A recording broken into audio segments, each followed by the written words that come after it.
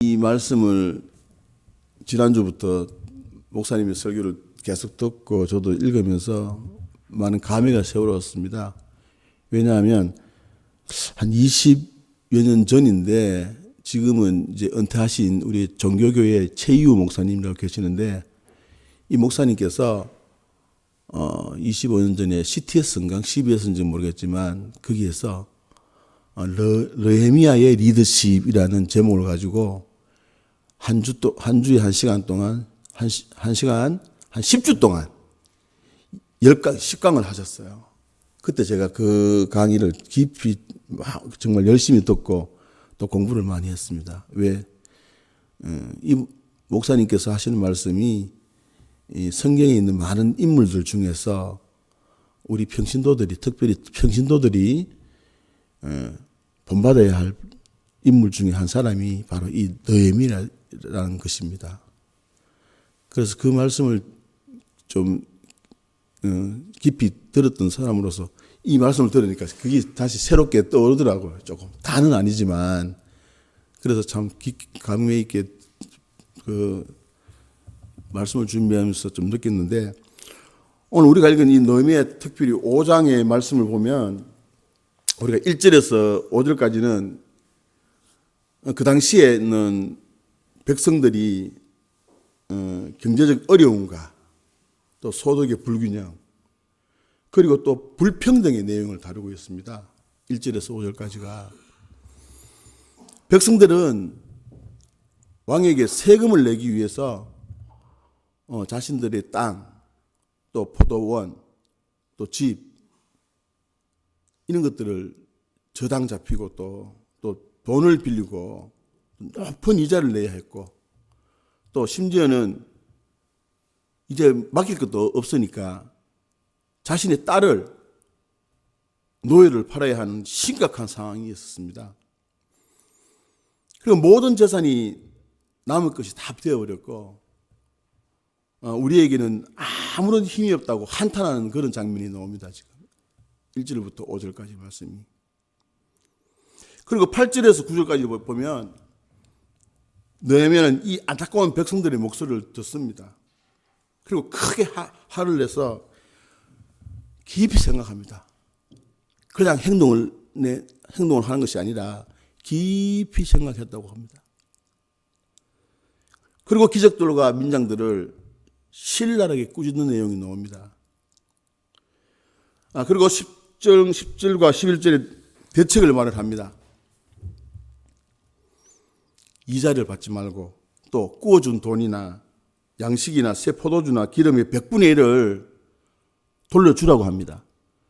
율법을 어겼다는 사실을 일깨워줍니다. 출애굽기 22장 25절 그리고 레위기 25장 35절에서 37절에 나오는 말씀에 가난한 사람에게 돈을 빌려주거나 도와주었을 때 이자를 받지 말라고 되어 있습니다. 그런데 이 귀족들은 정말로 가난한 사람들에게 정말 절박한 사람들에게 돈을 빌려주고 땅을 저당 잡고 고리 대금을 업을 한 겁니다. 이게. 그래서 느헤미야가 신랄하게 비판을 합니다. 그런데 놀랍게도 12절에 보면 귀족들과 민장들이 이렇게 말합니다. 당신이 말씀대로 행하여 돌려보내고 그들에게 아무것도 요구하지 아니하리입니다. 하겠습니다. 이렇게 말합니다. 반대하지 않습니다. 저항하지 않았어요. 그리고 여기서 끝인 것이 아니라 느헤미야는 제사장을 부릅니다. 불러서 그 앞에서 맹세하게 합니다. 여러분 분위기가 심각하면 그 당시의 분위기를 보고 어떻게 합니까? 네, 돌려드리겠습니다. 그 앞에서 말을 하잖아요. 그 시간이 지나면 어떻게 해요? 또 마음이 싹 변할까 싶어서 제사장을 불러서 제사장 앞에서 맹세하게 합니다. 그러면 이제 제사장은 자신에게 맹세했기 때문에 이제 제사장이 감독할 수 합니다. 이제 제대로 내 앞에서 한 말을 제대로 이행했는지 이렇게 이것이 바로 이렇게 이제 느헤미야의 리더십이 빛나는 장면입니다. 이렇게 다시 느헤미야 7절에 다시 돌아가면 깊이 생각했다고 했죠. 그죠? 깊이 생각했다고 했습니다. 그냥 화가 난다고 그냥 확 이렇게 행동을 취하는 것이 아니라 자신의 모든 경험과 또 지식을 총동원해서 하나님께 지혜를 달라고 해요. 기도를 했다는 것입니다. 여러분, 느헤미야는 페르시아 제국의 고위 관직입니다. 고위 관리입니다. 우리 성경에는 술 맡은 간원이라고 되어 있잖아요. 그러니까 우리가 생각하기에는 술 맡은 간원이니까 뭐 술이나 뭐 이게 따라주고 하는 그런 사람이 아니에요. 척건 중에 척건입니다. 왜? 왕의 목숨이 이 사람에게 달려있다고 할 수도 있습니다. 그만큼 가까이에 있는 겁니다. 우리 나라의 과거 옛날 뭐 고려시대나 뭐 조선시대나 이런 보면 기미상궁 있잖아. 그죠? 밥을 먹을 때. 그죠? 이렇게 거기 혹시나 독이나 이런 게 들어있을까 싶어서. 그와 같이 정말 척건 중에 척건입니다. 느헤미야는 페르시아 제국이잖아요. 그래서 주변의 나라를 식민지로 엄청나게 넓은 땅을 식민지로 삼았잖아요. 그래서 그 많은 침략한 나라에서 인재들 중에 인재들을 뽑아서 데려왔단 말이에요. 그 중에서도 치열하게 싸워서 이 고위 관리가 되는 겁니다. 그만큼 머리가 명석하다는 거죠. 또 느헤미야뿐만 아닙니다. 여러분 스룹바벨 우리가 에스라서에서 그죠? 느헤미야 지금 보고 있잖아요. 스룹바벨하고 또 에스라 또 느헤미야 이 세 사람은 아수르 제국 다음에 바벨론 제국 이 페르시아 제국 앞에 있었던 아수르 제국과 바벨론 제국과 이제 페르시아 제국이 되었잖아요. 이 앞에 있는 아수르 제국과 페르시아 제국이 어떻게 해서 성공했고 그리고 결국은 어떻게 망했는지 철저히 공부하고 배운 사람들입니다. 그리고 이 대제국이 어떻게 운영되는지 법률, 제도 이 모든 것을 습득한 사람들이에요. 무슨 말이냐면 1차 기환, 2차 기환, 3차 기환까지 온 이 세 사람은 그냥 온 게 아니에요, 여러분. 제국에서 철저하게 교육받고 준비된 사람들이었어요, 여러분. 그리고 이 세 사람은 높은 자리에 있었기 때문에 잘 먹고 잘 살 수 있었습니다. 장래가 보장되어 있는 사람들이었어요.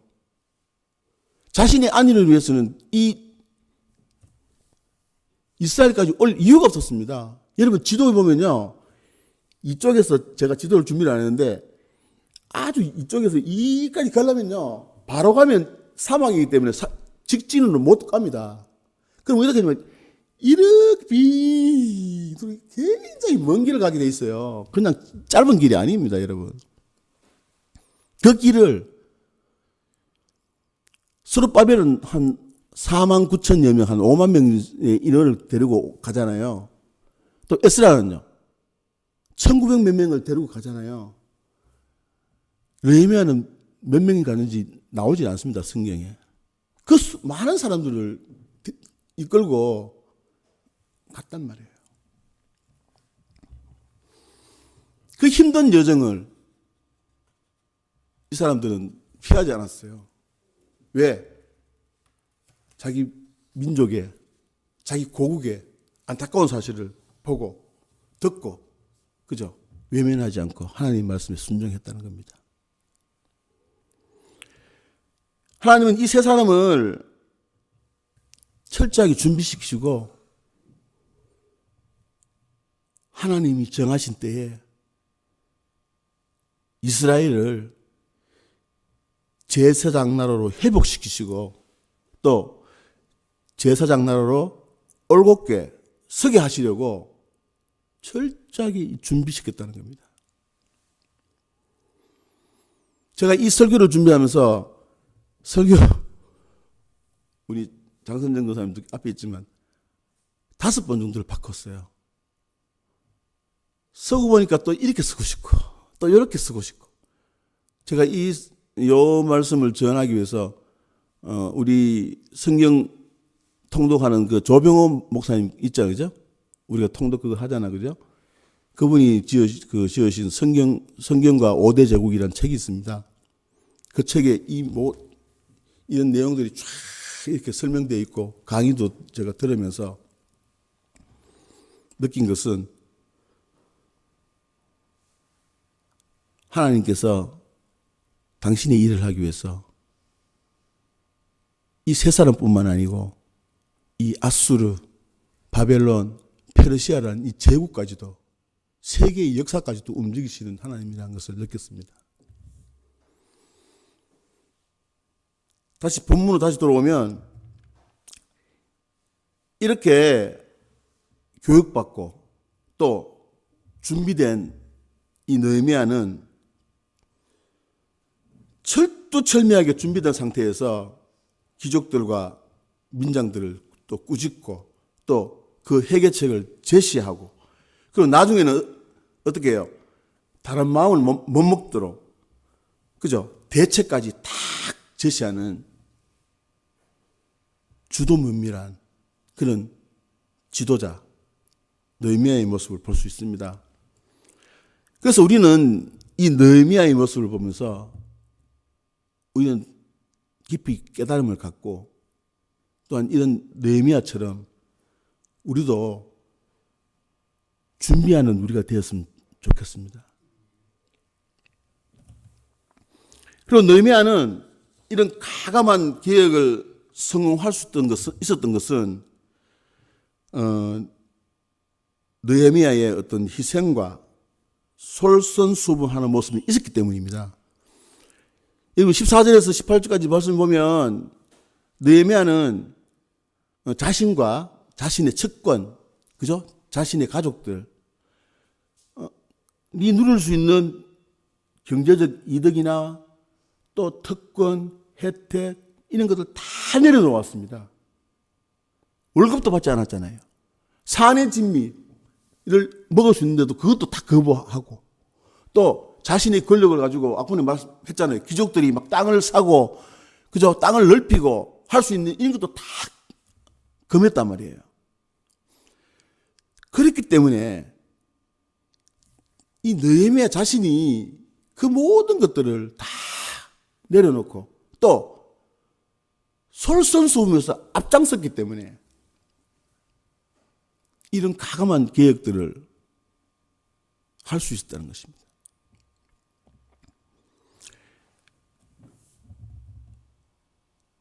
이 성벽을 재건하는데 얼마 걸렸죠? 52일이 걸렸습니다. 길이가 얼마인 줄 아시죠? 4km입니다. 4km. 4km라는 데는 그 긴 성벽을, 시간이 없어서 왜 성벽을 쌓았는지에 대해서 제가 준비를 했지만 이거는 뺐는데요. 여러분 생각해 보십시오. 성벽이 없다는 것은 여러분 가정이, 집에 담이 없다고 생각해 보십시오. 건물은 있는데 담이 없다고 생각해 보십시오. 담이. 아무나 사람이 들락날락 한다고 생각해 보십시오. 얼마나 불안합니까? 나라가 아니에요. 이거는. 다른 나라에서 옆에서 침범하면 금방 침범되는 그런 나라라고요. 그래서 이 성벽이라는 것이 그만큼 중요하기 때문에 많은 주변의 나라 사람들이 방해하는 거 잘 아시죠? 위쪽에는 누굽니까? 산발랏. 동쪽에는 누굽니까? 이게? 예? 도비야. 밑에는 누구예요? 아라비아 사람 세겜. 남쪽, 그죠? 또 동쪽에는 아스도 사람들이 사방에서 이 성벽을 방해하는 이유가 뭐냐면 나라로서의 면모를 갖추지 못하게 하기 위해서 사방에서 이 이스라엘 예루살렘 성벽을 못 짓게 하는 거예요. 자, 스룹바벨을 통해서 무엇을 재건했죠? 성전을 재건했죠. 솔로몬 성전보다는 좀 작지만. 그래서 성전을 재건함으로써 어떻게 했어요? 이스라엘의 민족의 정체성과 종교적 전통을 회복하는 계기가 되었습니다. 그리고 에스라를 통해서 뭐를 했죠? 에스라는 그 제사장이고 율법 학자잖아요. 그래서 율법을 중심으로 종교적 사회적 계획을 또 단행합니다. 그리고 법률을 제정하고. 왜? 이 세 사람은 제국의 법률이나 이런 것들을 너무나 잘 알기 때문에 그래요. 다 교육받고 왔기 때문에 그래요. 그래서 이것을 할 수 있는 겁니다, 여러분. 그리고 사회적 규범을 세우고 또 율법을 중심으로 종교적 질서를 이제 차곡차곡 재정립합니다. 스룹바벨 성전을 짓고 에스라는 이제 모든 정비, 법률이나 이런 것들 다 제정했죠. 그 다음에 누가 옵니까? 마지막에 느헤미야가 이제 등장해서 이제 성벽을 딱 짓는 겁니다, 이제. 그러면서 뭐가 됩니까? 이제 나라로서의 면모를 가지는 거예요. 이 이스라엘이 하나님께서 원하시는 제사장 나라로서의 이제 면모를 이제 비로소 이제 이루시는 것이에요. 제가 이 말씀을 이제 준비하면서 생각나는 또 다른 말씀이 이제 우리 목사님께서 가장 좀 좋아하시는 말씀인데 이사야 55장 8절에서 9절 말씀입니다. 여호와의 말씀이 내 생각은 너희 생각과 다르며 내 길은 너희 길과 달랐어. 하늘이 땅보다 높음 같이 내 길은 너희 길보다 높으며 내 생각은 너희 생각보다 높으니라. 왜 이 말씀을 떠올리냐면 말씀을 준비하면 할수록 하나님은 빈틈없이 계획하시고 준비하시고 또 때가 되면 하나님이 원하시는 일을 하신다는 것이죠. 아무리 우리 인간들이 원하고 바라고 기도한다 하더라도 그러한 것들이 하나님의 생각이 아니면 하나님의 길이 아니면 그 생각이 그 목적이 아무리 좋고 그럴듯하더라도 이룰 수 없다는 것입니다. 스룹바벨 1차 기한부터 느헤미야까지 성전 재건까지 90여 년이 걸렸어요. 90년. 하나님의 일이 이루어질 수 있는 조건이 성숙되었을 때 비로소 하나님께서는 하나님의 일을 빈틈없이 하신다는 겁니다. 감리교는 평신도의 역할을 굉장히 중요시하는 교단입니다. 우리 감리교가 초창기부터 평신도의 역할을 굉장히 관심을 가졌는데 우리 감리교의 창시자가 누구죠? 요한 웨슬리 목사님이잖아요. 요한 웨슬리 목사님께서는 평신도들을 훈련시킵니다. 철저히 훈련시켜서 그 당시에는 목사님들이 목회자들이 부족하단 말이에요. 그래서 이 훈련된 평신도들을 이제 순회 설교자로 그 넓은 지역을 영국 넓은 지역 가정마다 가서 그죠? 이제 하나님 말씀을 전하게 하셨어요. 그래서 이 감리교가 이렇게 다시 좀 영국 지역에서 좀 퍼지도록 했고요. 그리고 미국에서도 우리 감리교가 장로교보다 빨리 확산할 수 있었던 것이 바로 감리교, 평신도, 순회 설교자들의 그 역할이 너무나 컸다는 것입니다. 장로교는 미국에서 어느 정도 이제 규모가 되는 그 마을이 형성되면 건물을 짓고 그리고 그 건물을 벗어나서는 예배를 드리지 않았어요. 장로교는. 그런데 우리 감로교는 어떻게 했냐면 영국처럼 평신도를 훈련시키고 그 다음에 이제 평신도 순회 설교자들을 미국이라는 나라가 엄청 넓잖아요. 제가 보니까 한 280배, 우리 남한의 280배 정도 된다 그래요. 한 주가 어떨 경우에는 저희 딸이 있는 텍사스주가 우리 남한의 4배가 된다. 한 주가 우리 남한의 4배가 된다 하더라고요. 얼마나 넓은 나라겠어요. 그죠? 또 그 당시에는 옛날 같은 경우에는 여기 집이 한두 채 있으면 또 막 한 50km, 100km 정도 그 중에 또 한두 집이 있고 뚝, 막 정말 뭐 엄청나게 넓은 지역에 한두 집, 서너 집 이렇게 돼 있단 말이에요.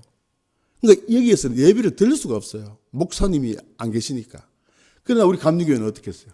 훈련받은 우리 순회 설교자들이 이제 그렇게 먼 곳 가 그 몇 가정을 위해서 거기 가서 예배를 드리고 또 이분이 또 50km, 100km 가서 또 그 집 거기에서 또 예배를 드리고 예배를 드렸단 말이에요.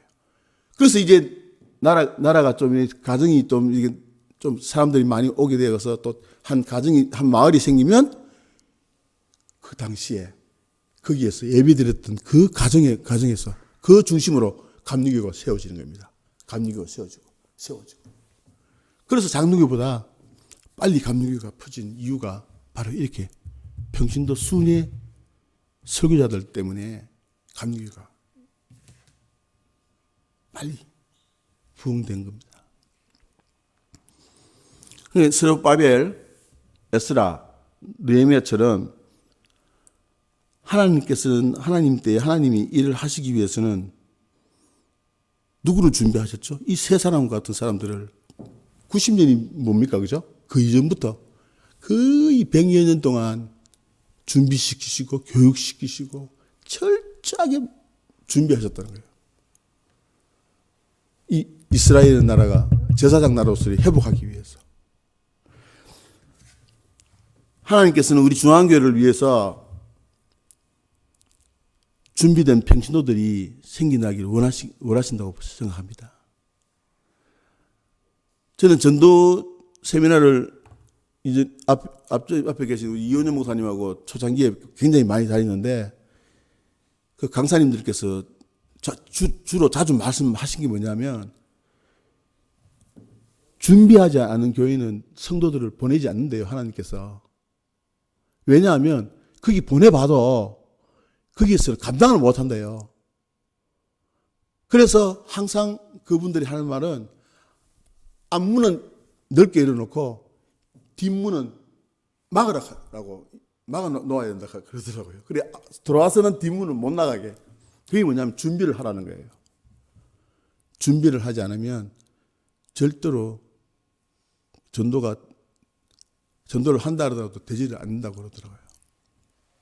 그래서 하나님께서는 우리 중앙교회 한 사람이 정말 미래를 위해서 우리 중앙교회가 부흥되기 위해서 준비시키는 그런 때가 지금이라고 생각합니다, 여러분.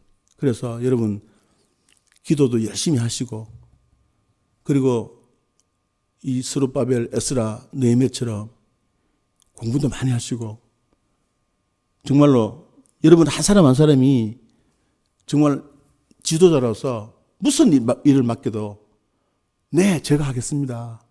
네, 제가 하겠습니다. 이렇게 순종하는 마음으로 적극적으로 나서는 그런 일이 일어나기를 저는 빕니다. 이 느헤미야서를 보면서 우리가 이런 깨달음이 있었으면 하는 바람입니다. 기도하겠습니다. 사랑과 은혜가 풍성하신 거룩하신 하나님, 우리는 오늘 느헤미야의 얘기를 통해서 귀하신 말씀을 묵상하면서 주님의 공의와 정의가 우리 삶 속에서 어떻게 실현될 수 있는지를 배웁니다. 느헤미야가 그랬듯이 우리도 주변에서 불의를 보았을 때 용기를 가지고 올바르게 행동할 수 있는 지혜와 힘을 주시옵소서.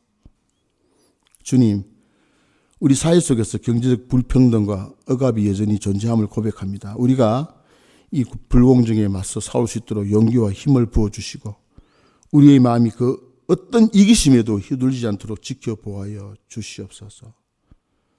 늘 우리와 함께 하시는 주님을 생각하면서 이 모든 말씀 예수 그리스도의 이름으로 기도드립니다. 아멘. 주기도문으로 새벽 기도를 마치겠습니다.